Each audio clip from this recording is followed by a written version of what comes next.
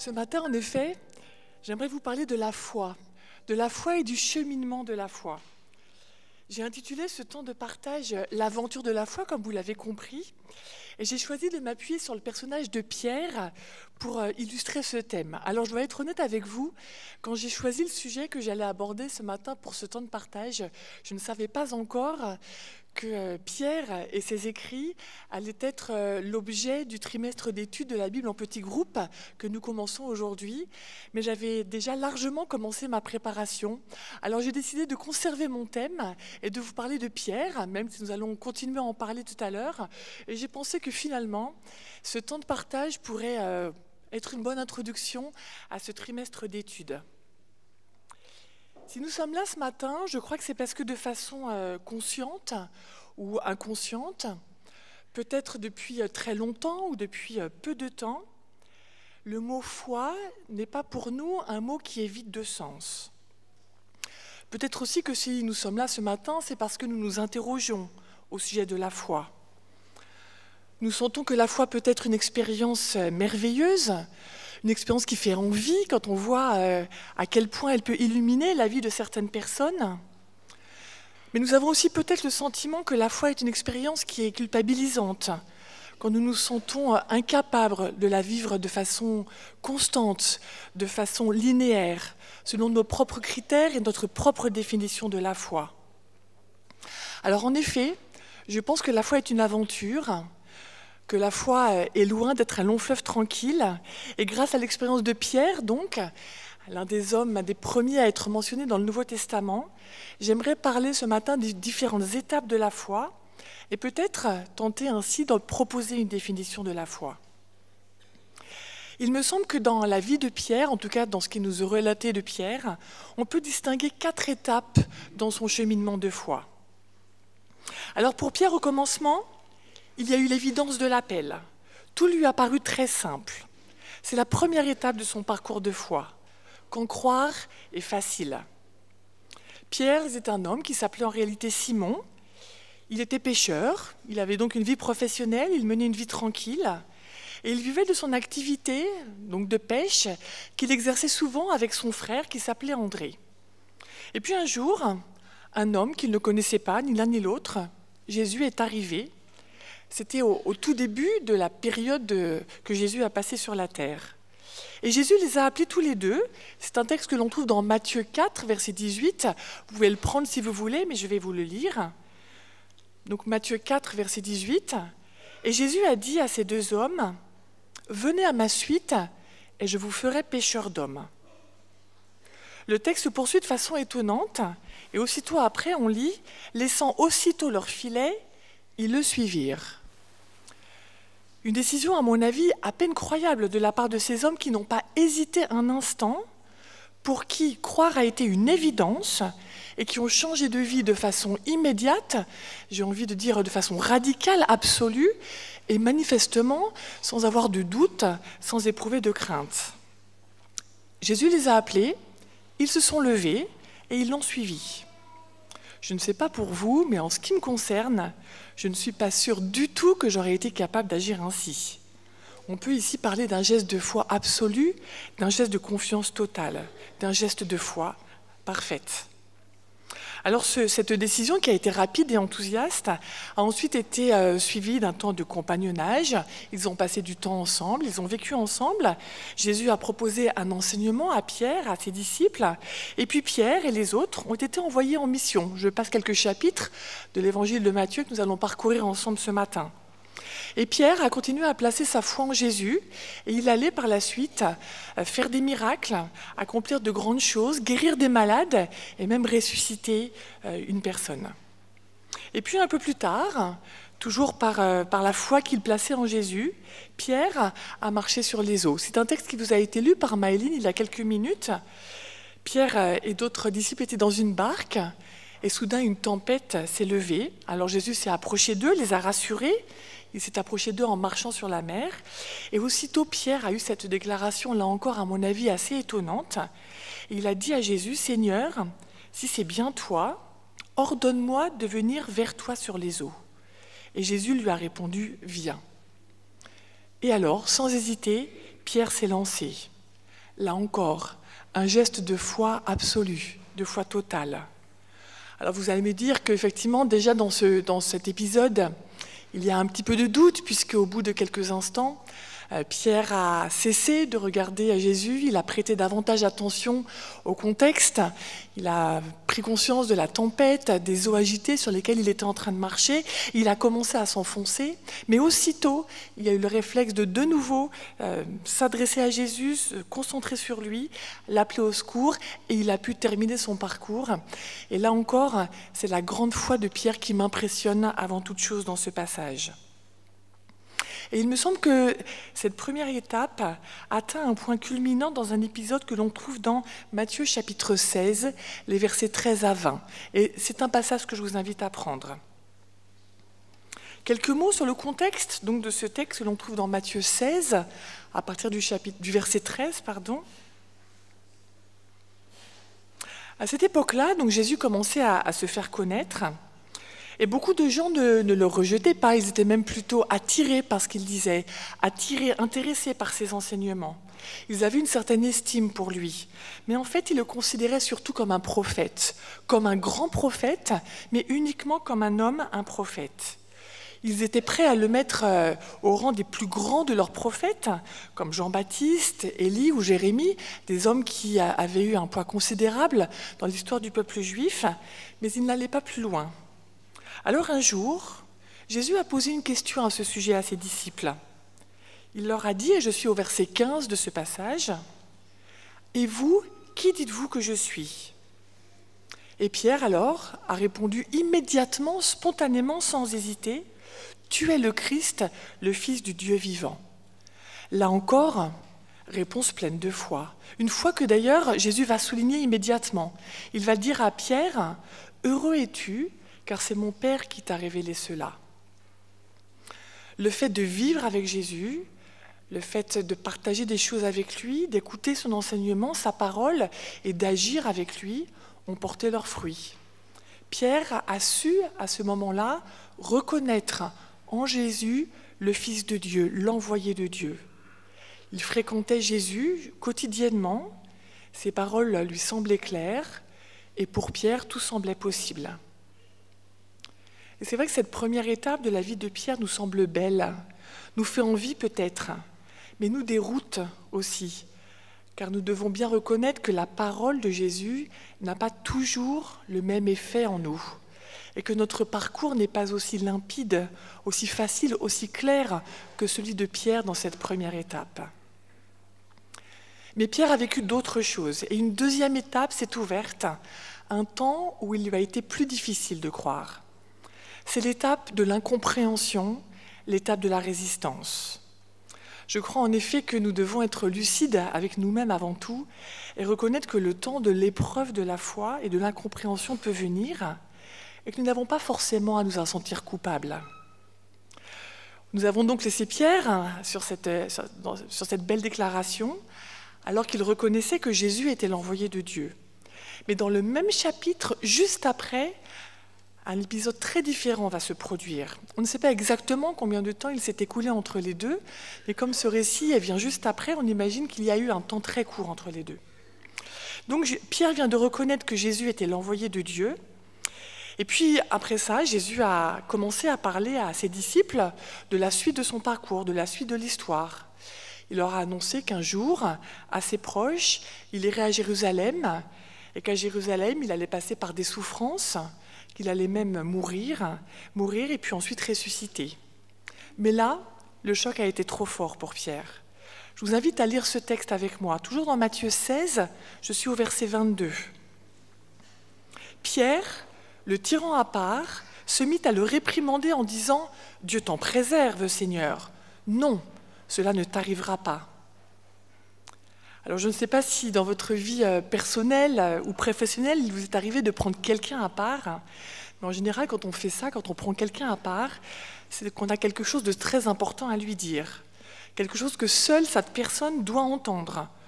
Ou bien aussi, généralement, on prend quelqu'un à part quand on a de sérieux reproches à lui faire, des reproches qu'on ne veut pas forcément formuler devant tout le monde. Et généralement, quand on est à l'origine de ce geste, c'est que l'on se trouve dans une certaine position de supériorité vis-à-vis de la personne que l'on prend ainsi à part. Et c'est exactement ce que Pierre ressentait et ce que Pierre a fait. En fait, à ce moment-là, il s'est vraiment senti en position de donner une leçon à Jésus. Finalement, pour résumer cette parole, je crois que Pierre a dit tout simplement à Jésus qu'il se trompait complètement. Alors Jésus, là, a remis Pierre très vivement à sa place, derrière lui, d'ailleurs, nous dit le texte. Et au verset 23, il lui a dit « Tu es pour moi une occasion de chute, car tes vues ne sont pas celles de Dieu, mais celles des hommes. Retire-toi. » Juste avant, Pierre avait reçu des éloges de la part de Jésus, parce qu'en effet, en reconnaissant en Jésus le Fils de Dieu, l'envoyé de Dieu, il avait fait une réponse pleine de foi et pleine de justesse. Il avait su identifier Jésus avec beaucoup de lucidité. Mais dans ce passage, nous constatons aussi à quel point Pierre, parfois, s'est trompé lourdement sur la véritable identité de Jésus. Pierre a laissé à ce moment-là ses propres pensées, sa propre volonté et son propre plan s'exprimer. Soyons clairs, il n'avait rien compris et il projetait sur Jésus son projet personnel qui l'arrangeait bien. Alors on peut se demander ce que Pierre mettait derrière les paroles qu'il avait prononcées quand il a affirmé que Jésus était le Messie. L'épreuve de foi qui s'ouvre ici pour Pierre est de continuer à croire lorsque la situation est beaucoup plus confuse, lorsque les signes sont moins nombreux, lorsque la parole du Maître, la parole de Jésus bouleverse sa logique humaine, lorsqu'il est invité à changer de schéma de pensée, à changer de raisonnement et à changer de système de valeurs. Il faut reconnaître que bien souvent aussi nous sommes confrontés à cette situation. Nous poursuivons un petit peu l'évangile de Matthieu et dans le chapitre suivant, donc au chapitre 17, nous découvrons qu'un jour, Jésus a pris avec lui 3 disciples, dont Pierre, pour monter sur une montagne. Et là, Jésus a été transfiguré. Ce n'est pas un mot que nous employons fréquemment, c'est un mot qui est difficile à comprendre et peut-être un épisode qui nous semble un petit peu obscur. Mais le texte nous explique ce qui s'est passé. Donc ils sont sur la montagne et là, soudain, le visage de Jésus s'est mis à resplendir comme le soleil. Ses vêtements sont devenus blancs comme la lumière et les disciples ont tout d'un coup donc vu Jésus dans cette situation. Ils ont vu aussi apparaître Élie et Moïse qui parlaient avec Jésus. Alors pourquoi cet épisode? Pourquoi ce récit? Je crois que Jésus voulait certainement aider ses disciples à mieux comprendre qui il était. Pour ses disciples, Jésus était un homme modeste et humble qui prononçait des paroles enrichissantes, qui semblait leur proposer un plan intéressant.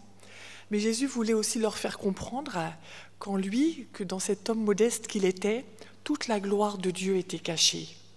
Jésus était Dieu, ce Dieu qui allait mourir pour les hommes, et c'est ça que les disciples étaient invités alors à intégrer et à accepter. Cette vision a été très brève, mais absolument merveilleuse pour ces 3 hommes.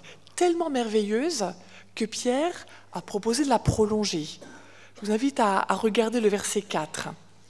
Voici ce que Pierre a dit alors à Jésus, au verset 4. « Seigneur, il est bon que nous soyons ici.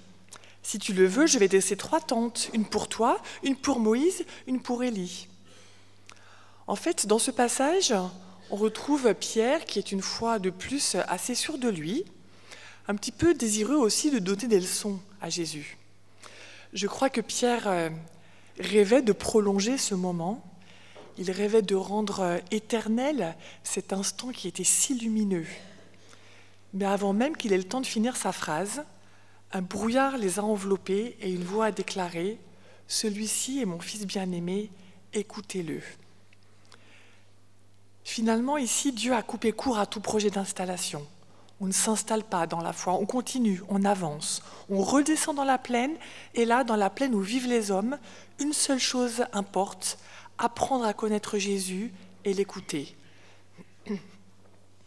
Avoir la foi, ce n'est donc pas voir, être ébloui et ne rien faire, mais avoir la foi, c'est voir, être ébloui, mais aussi écouter et vivre. Nous pouvons avoir parfois l'impression, le sentiment fugitif que Dieu est évident, que Dieu est très clair, qu'il se perçoit facilement. Ce sont des moments merveilleux que l'on voudrait éterniser. Et à ces moments-là, rien ne fait problème. La foi va de soi. Mais parfois aussi, tout d'un coup, plus rien.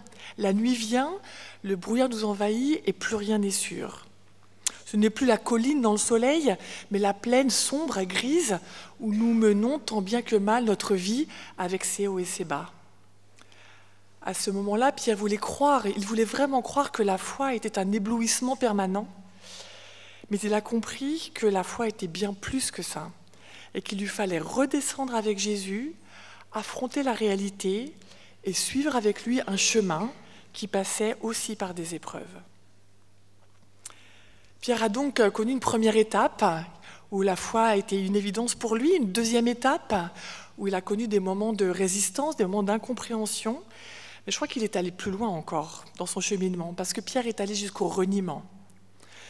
Qu'est-ce que veut dire le mot renier? Renier, c'est refuser, renier, c'est rejeter, c'est mettre de côté. Je crois que renier une personne, c'est prendre la décision intentionnelle, délibérée, de vivre sans cette personne. Et le temps du reniement, c'est effectivement la troisième étape du cheminement spirituel de Pierre. Je reste dans l'évangile de Matthieu et je vous invite à en tourner encore quelques pages. Et nous arrivons au chapitre 26, à la fin du récit de la vie de Jésus sur la terre. Entre-temps, Jésus a vécu beaucoup de choses avec ses 12 disciples.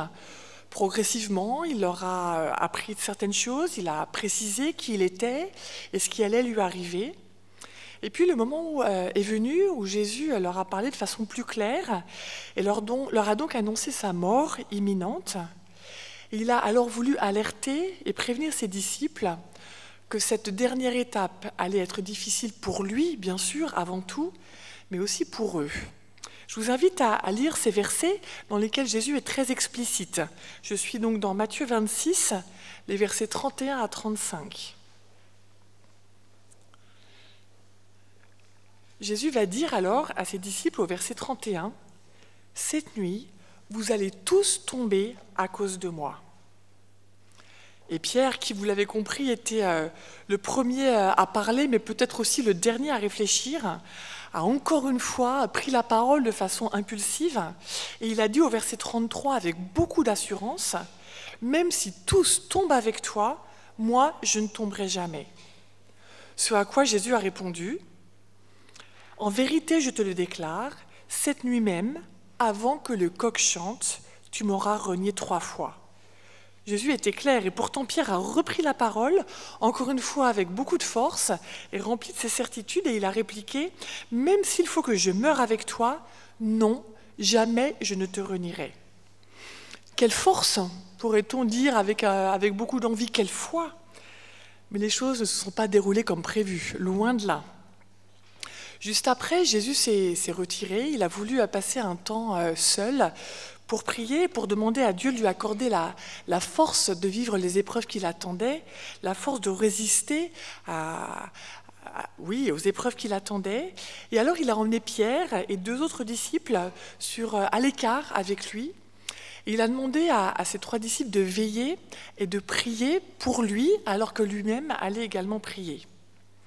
Et je vous rappelle que Pierre venait de déclarer avec force qu'il serait prêt à suivre Jésus, à résister, même si Jésus allait mourir, même s'il voulait mourir avec lui.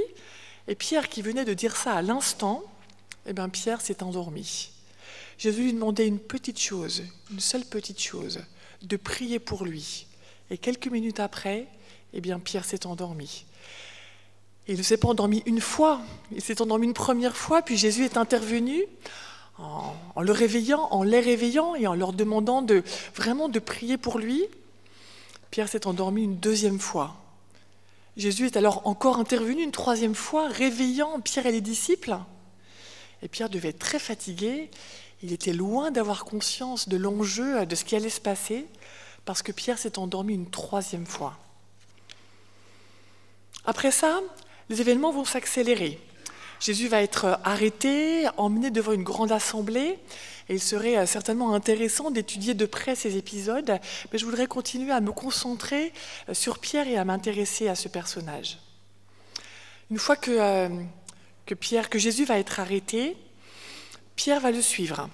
Il va le suivre de loin, nous dit le texte de Matthieu. Je suis toujours dans le chapitre 26.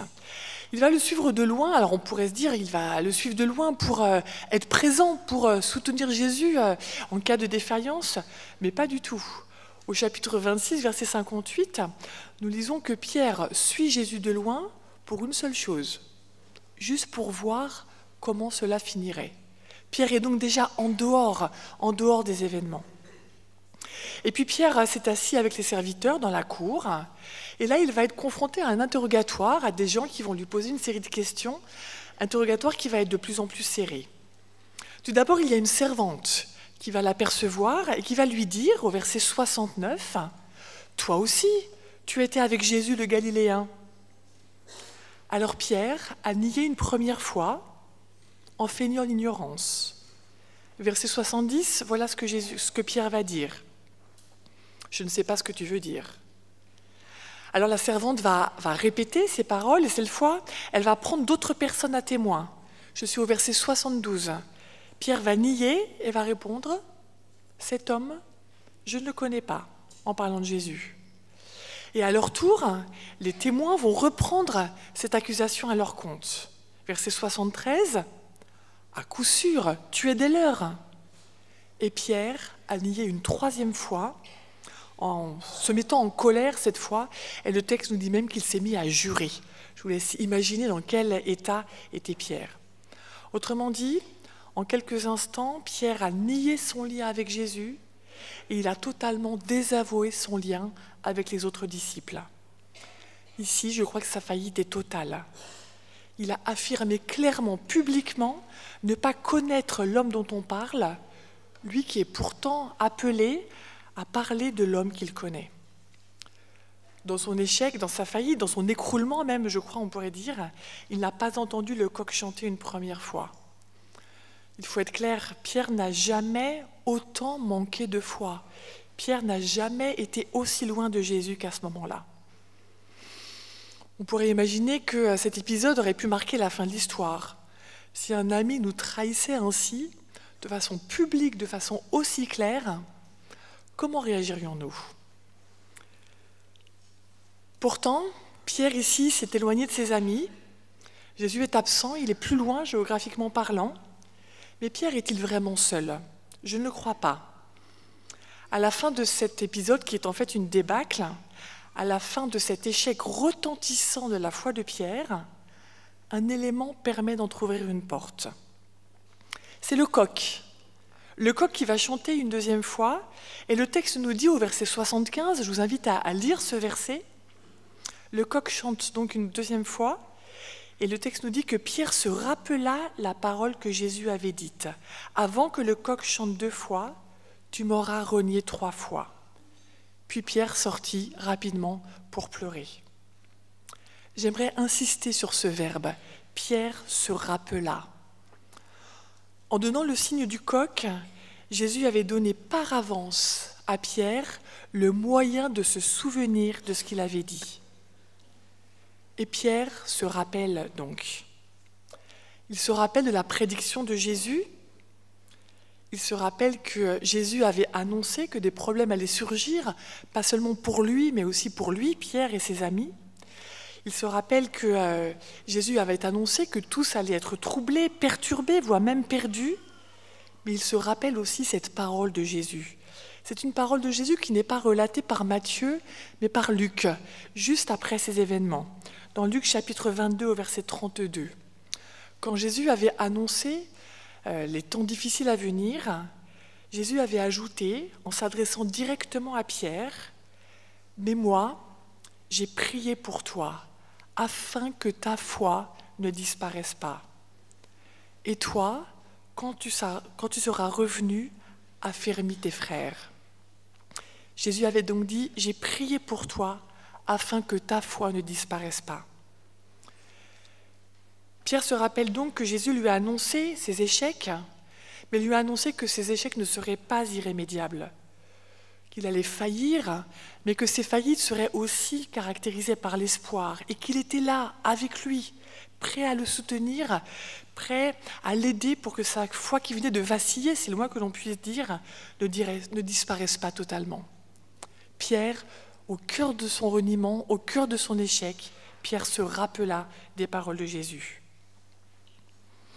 Alors Pierre aurait pu disparaître après cet épisode dans le récit biblique. Il aurait pu se laisser aller au désespoir, déçu, écœuré par lui-même, et donc renoncer à ce lien avec Jésus, renoncer aussi à la mission que Jésus lui avait confiée. Mais cela n'a pas été le cas. Et nous arrivons à la 4e étape du cheminement de Pierre, une étape que j'ai intitulée « la foi du témoin », une foi de témoin. Après sa résurrection, Jésus va de nouveau se manifester à ses disciples à plusieurs reprises, et donc aussi à Pierre. Et je vous invite à lire attentivement le récit de l'une de ces manifestations. On retrouve ce récit dans Jean, le chapitre Jean, au chapitre 21, et je lirai pour l'instant les versets 15 à 17. Je vous invite à prendre ce texte, Jean, chapitre 21, versets 15 à 17. Dans ce texte, dans cet épisode, Jésus va avoir une discussion pour le moins étonnante avec Pierre. Jean 21, verset 15.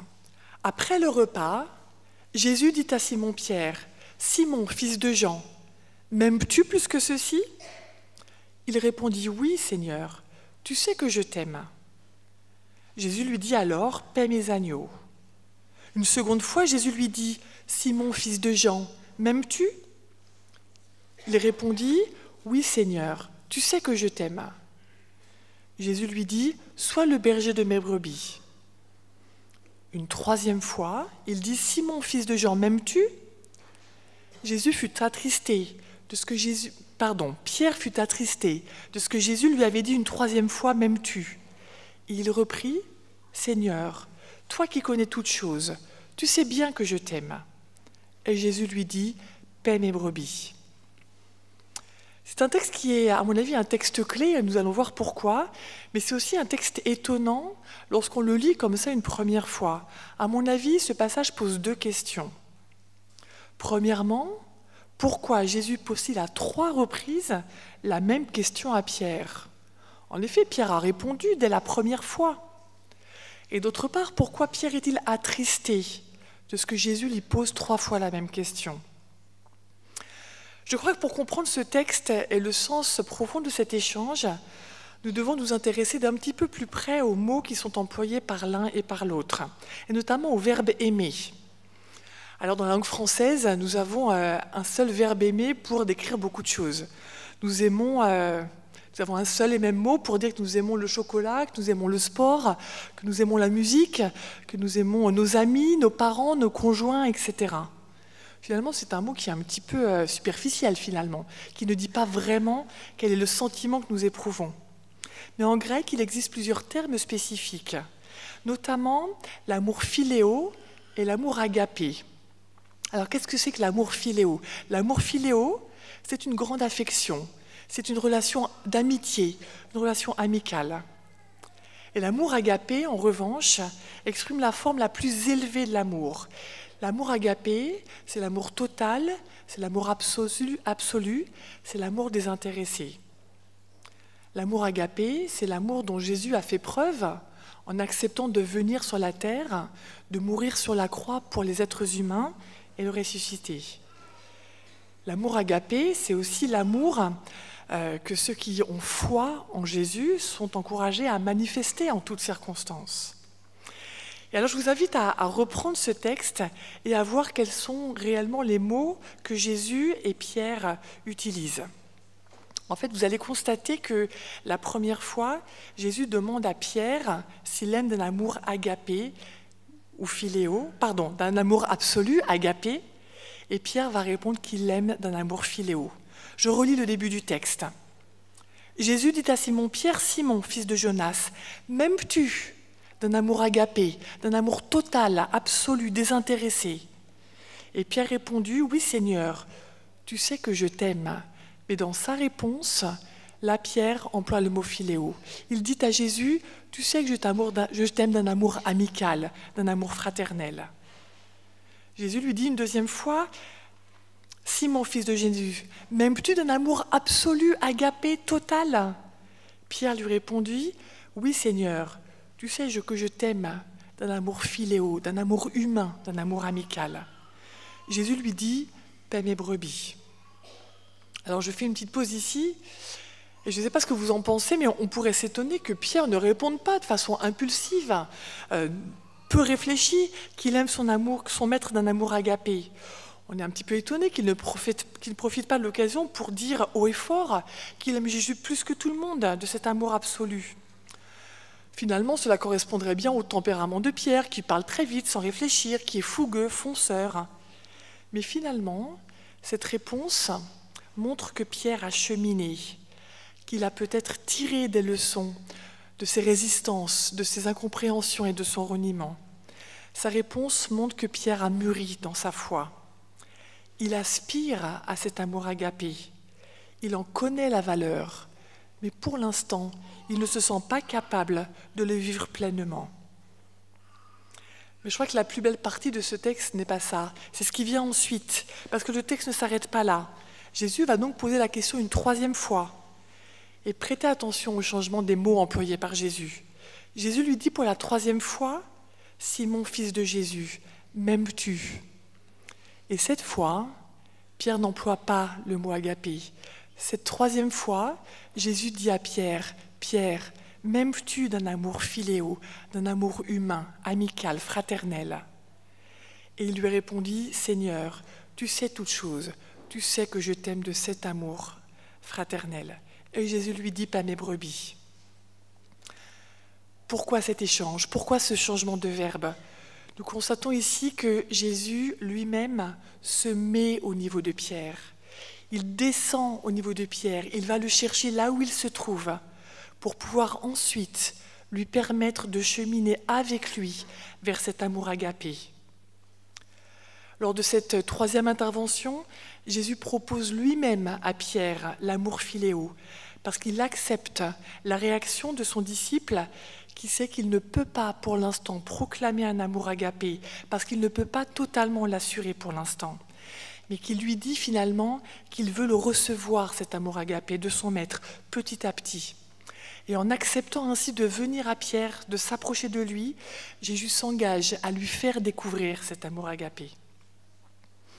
Alors après cela, Pierre va devenir le porte-parole de la communauté tout entière. Avec beaucoup d'assurance, il va prononcer des discours très forts. Il va guérir de nombreux malades au nom de sa foi en Jésus. Il va même ressusciter une veuve. Et c'est à Pierre que Dieu va faire comprendre qu'il veut élargir la communauté des croyants au-delà même des limites du judaïsme. Et qu'il va faire comprendre que les incroyants aussi sont invités, s'ils le veulent, à placer leur foi en Jésus. Et Pierre va même accepter d'affronter la prison au nom de sa foi. Alors que s'est-il passé ?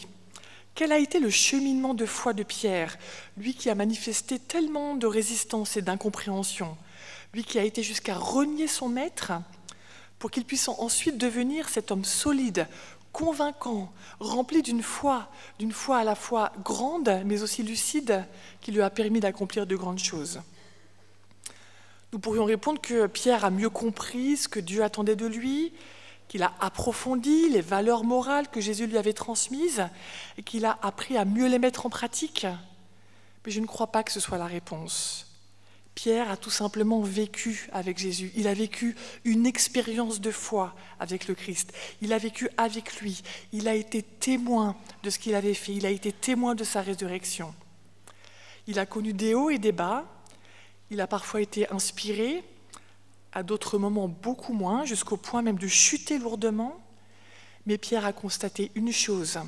Il a constaté que jamais ses défaillances, jamais ses égarements n'ont lassé la patience du Christ. Jamais ses échecs n'ont éloigné de lui le Christ. Chaque fois, Jésus l'a accompagné. Chaque fois, Jésus l'a soutenu. Et Pierre a su accepter cette grâce que lui faisait Jésus. Pierre a été témoin personnellement de l'amour du Christ. Et il a su donc se remettre en question, se relever et continuer à avancer parce que le Christ est venu à lui, parce que le Christ s'est mis à sa portée, parce qu'il s'est adapté à sa réalité. Non pas pour que Pierre demeure dans sa réalité, mais pour l'accompagner et lui permettre ainsi de cheminer vers une autre réalité, la réalité du royaume de Dieu, la réalité de la vie éternelle.